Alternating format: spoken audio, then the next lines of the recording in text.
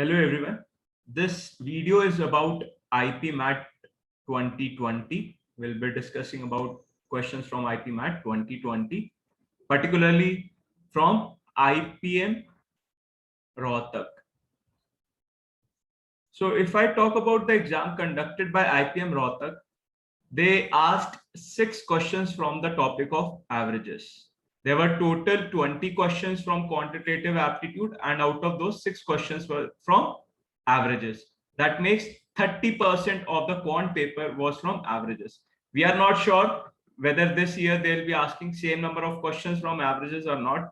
So you must be prepared for any type of question from any topic.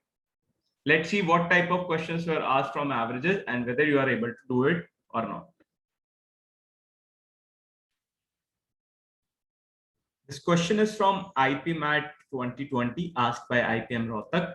Before starting the question, I would like to explain one concept which is very important and can be useful in many of the questions from averages.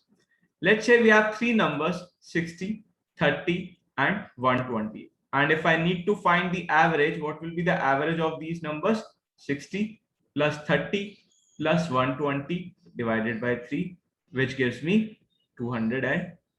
Sorry, 70 will be my average. My average will be 70. Now, what will happen if I increase plus 2 in all the observations? If I increase all the observations by plus 2, my new average will also be increased by plus 2. That means my new average will be 72. What will happen if I decrease all the observations by 3? My new average will also be decreased by 3. That means it will become 67.